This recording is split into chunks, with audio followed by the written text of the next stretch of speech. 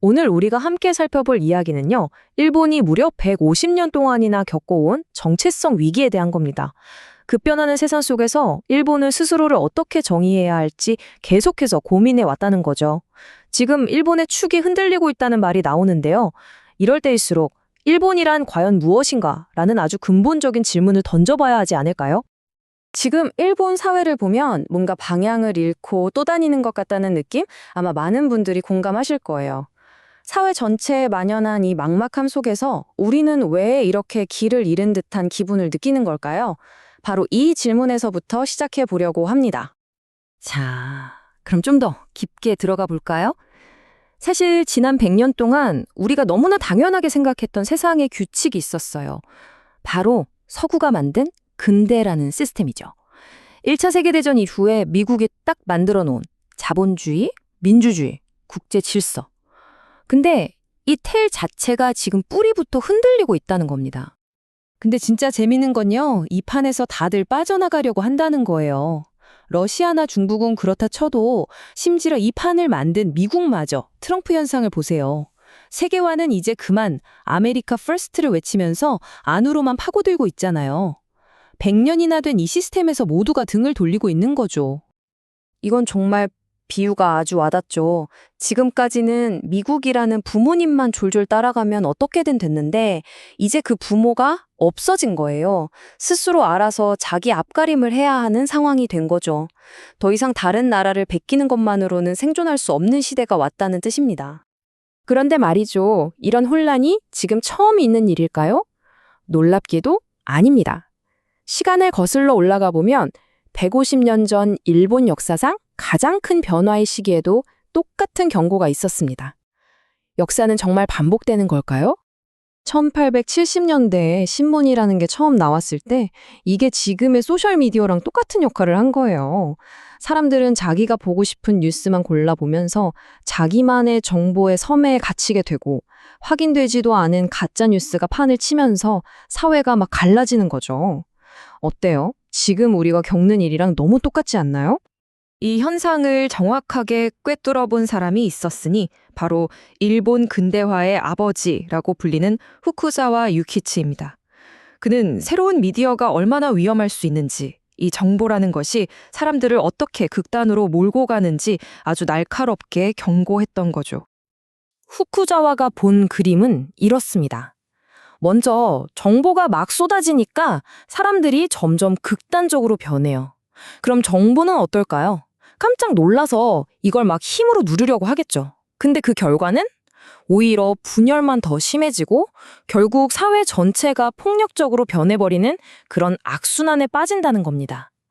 정보 과잉이 사회를 어떻게 망가뜨리는지 보여주는 정말 무서운 통찰이죠. 자, 이제 시선을 좀 바꿔볼게요. 이런 사회적인 혼란, 그 밑바닥에는 뭐가 있을까요? 바로 개인의 내면 문제입니다.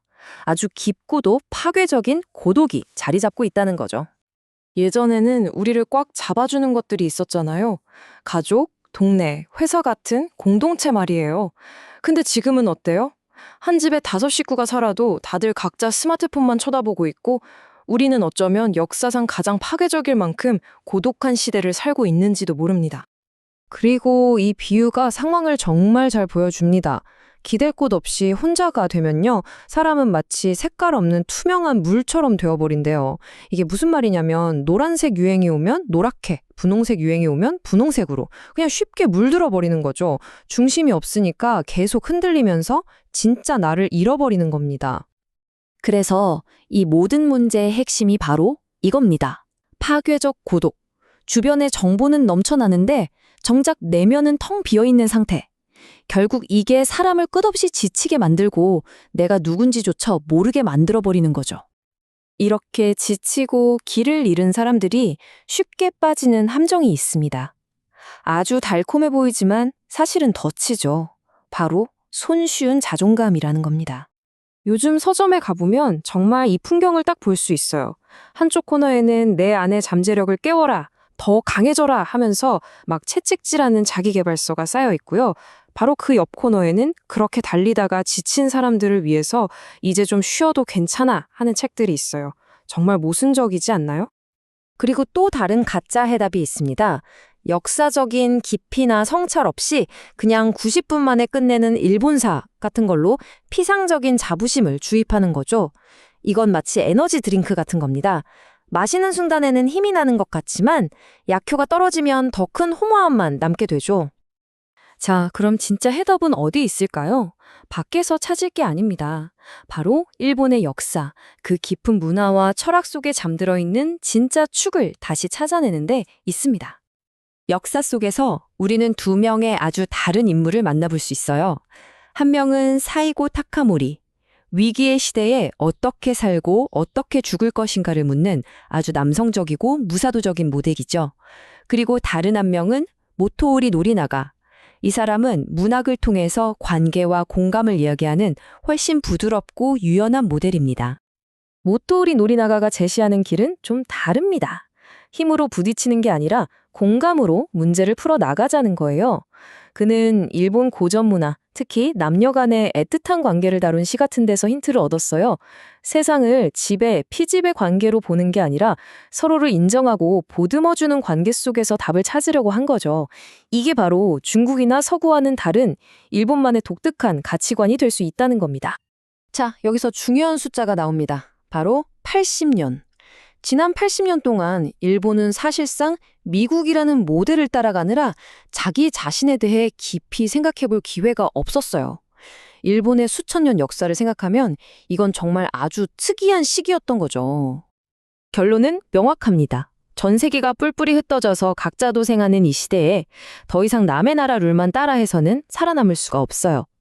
이 거친 파도를 헤쳐나가려면 일본만의 단단한 가치 기준, 바로 그들만의 축을 다시 세워야만 합니다.